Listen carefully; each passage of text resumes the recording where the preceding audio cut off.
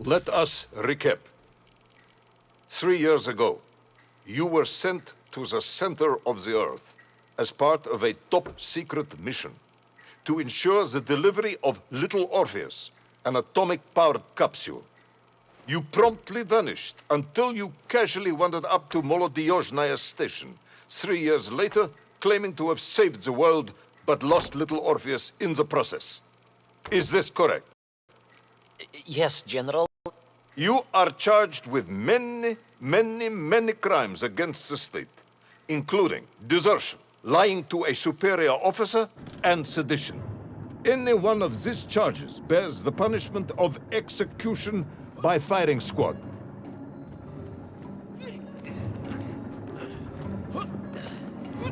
General, you must be reasonable. I did my best. It's all true, I swear. I swear upon the lives of my family. Oh, do you? Auntie Marcia and Uncle Vanya, the traveling tinker and the pig dentist, or perhaps Cousin Pavel, the criminal mastermind with the unhealthy taste for eggs. How stupid do you think I am, Comrade Devalov? Subdayu, it is all true. Maybe your toy maker, or was it watchmaker, father, who apparently taught you all he knew, despite being killed when you were less than 5 years old. I was a fast learner? You have precisely 1 minute to convince me not to summon the guards, and have you shot on the spot. A minute? A lifetime. It's all I need, General.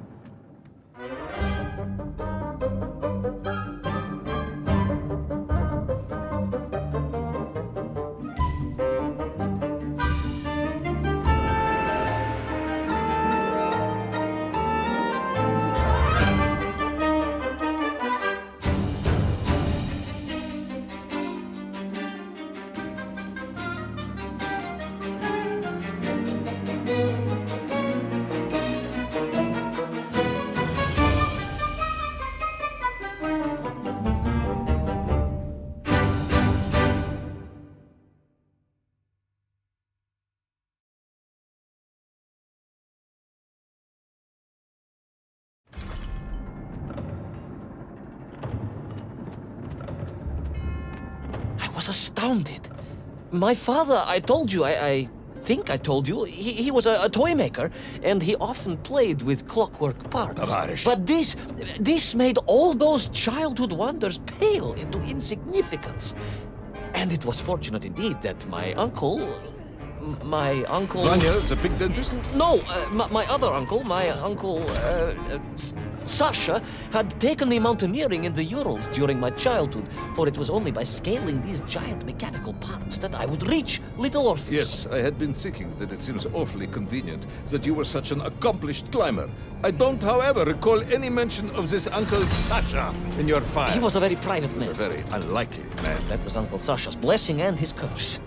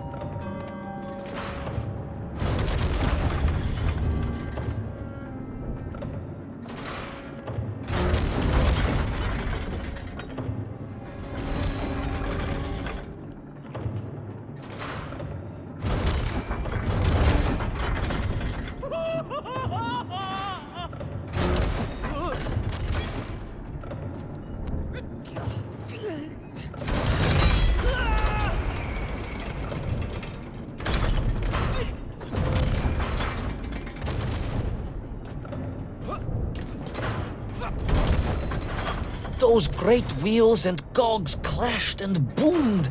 The vast hands of all time crunching forever and ever around. Иван Иванович. Pendulums and springs and great big wheels and tiny little wheels. Товарищ Привалов, stop! Though at least the Mengf were not here, especially as they seemed to infest the world below the surface.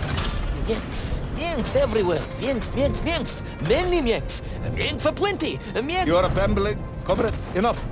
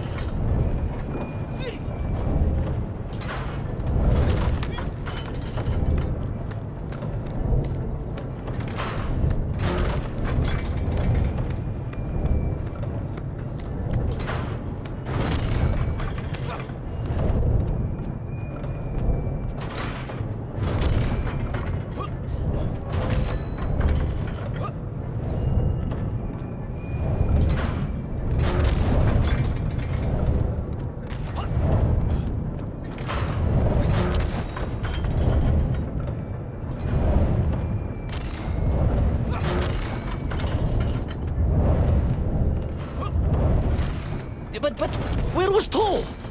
Aha! High above. On the clock face, perhaps. With his radios and his crystals. Now, if I could just reach him, I could use the bomb. There is no bomb. You have no idea how to make a bomb. You have no idea about how to do anything one might actually expect of a cosmonaut. The bomb? Iván Ivанович! General? Time is up.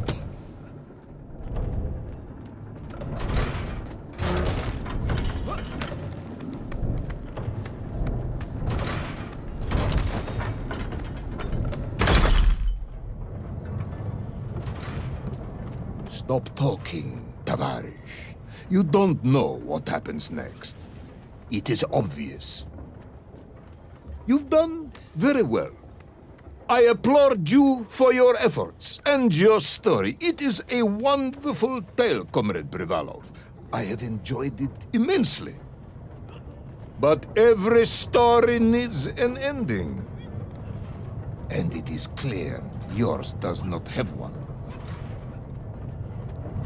I just need more time. I think that even if I gave you all the time in the world, it would not be enough.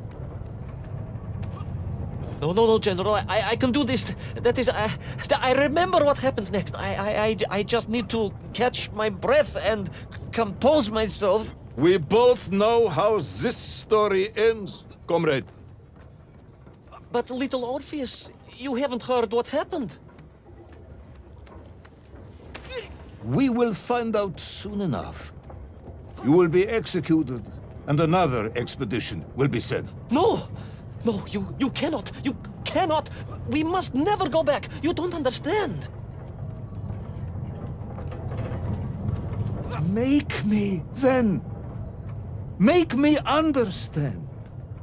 I am a kind man, although you may not believe this. I do not want to have you shot. So help me. Make me understand. Tell me what happened to little Orpheus.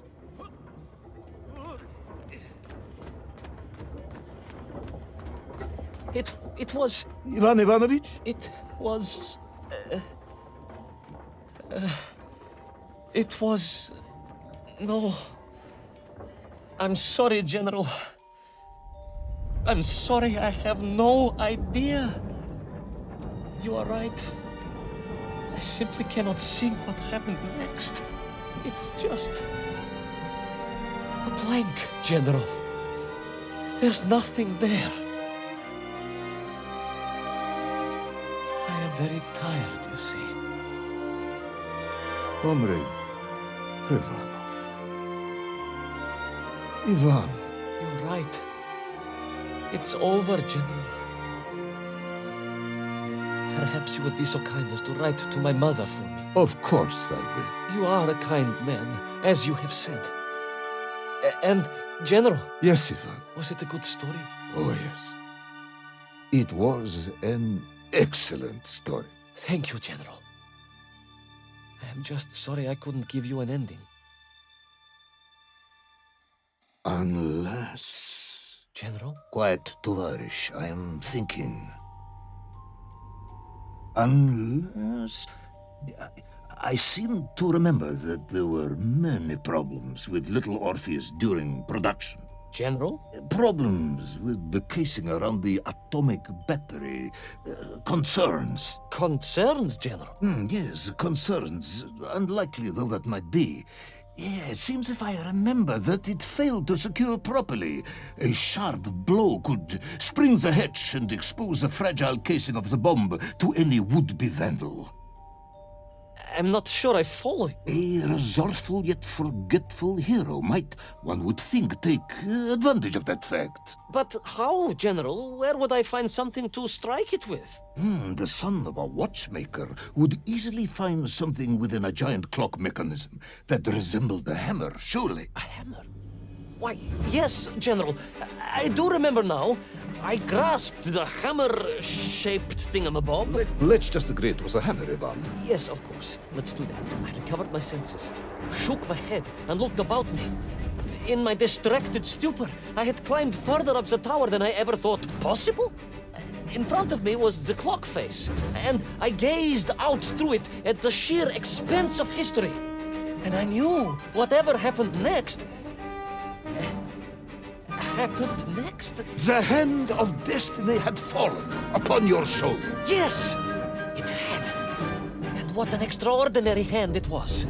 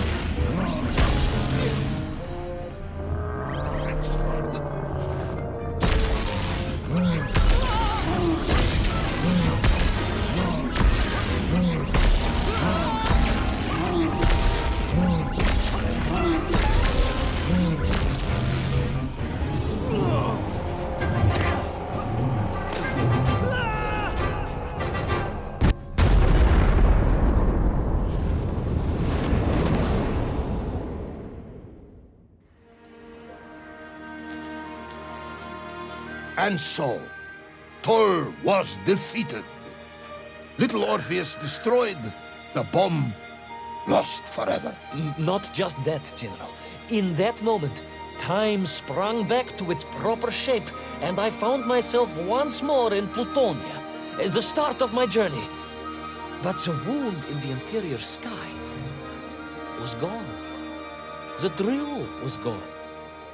It was as if I had never been here. And they were nymph, free and happy, without the tyranny of toll, free to pursue their simple lives. But we can never... Never, General. One drill, one metal sphere, one lone cosmonaut was nearly enough to destroy time and unleash the tyrant toll upon our world. Who would think an innocuous beeping radio housed in a ball of metal could change the world so dramatically? Who indeed? But tell me, what of you? And what of your return to the surface? I stayed amongst the Mienk for as long as I could. But I came to realize they had begun to worship me as a king. No, General. I am a good socialist and could not allow this workers' paradise to become corrupted. And so I left that wonderful land for the last time. And then? And then I walked. For 2 years I wandered, always looking for a way home, through lands and worlds almost beyond imagination. Until one day I emerged, blinking into sunlight, and realized I was home. Until one day I emerged, just like that? You just found your way back to the surface? Well, General, it was a little more complicated than that. There were great obstacles to overcome and terrible challenges to face and incredible lands to explore. Enough, Ivan. Little Orpheus is lost forever. The interior is sealed. You have returned with a story of socialism, triumphing over incredible odds. It is, as I said, enough for one night.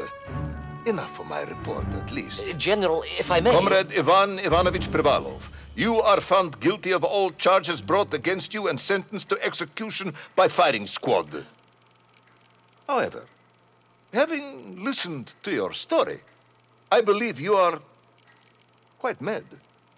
In other words, I find your madness guilty, not you.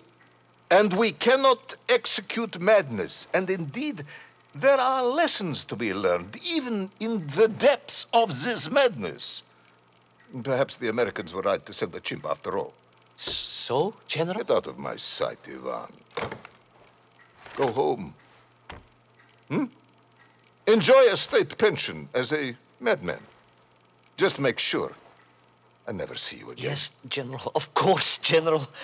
Anything you say. I shall be small and quiet and live a life without excitement and... Out! Until one day I just emerged. Oh, very good, Tavarish. Very good indeed.